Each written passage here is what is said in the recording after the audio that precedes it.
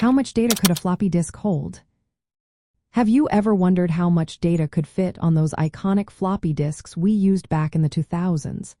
These little squares were a big part of desktop computing and hold a special place in our hearts. Floppy disks came in several sizes, each with its own storage capacity, making them a fascinating piece of technology history. Let's start with the largest of the bunch, the 8-inch floppy disk. These were among the first floppy disks introduced in the early days of computing. Depending on the format and sector size, they could hold between about 962 kilobytes and 1.2 megabytes of data.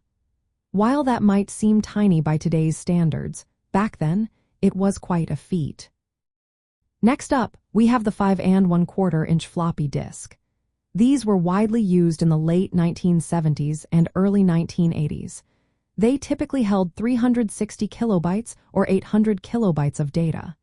Some later formats even reached up to 1.2 megabytes. These disks were crucial for software distribution during their heyday. Now let's talk about the most popular floppy disk of the 2000s, the 3 1/2 inch floppy disk. This size became the standard for many users. The typical capacity for double-density disks was 720 kilobytes, while high-density disks could hold 1.44 megabytes. Interestingly, some special formats, known as double-density formatted disks, could even store up to 1.68 megabytes. In practical terms, these storage capacities were enough for saving small programs, documents, and even some early video game files.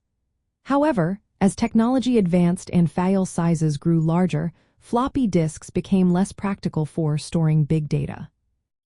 Looking back, floppy disks reminded us of the days when we had to swap disks to install software or transfer files between computers. Despite their limitations, they played a vital role in the evolution of personal computing. So next time you think about floppy disks, remember the charm and nostalgia they bring from the 2000s.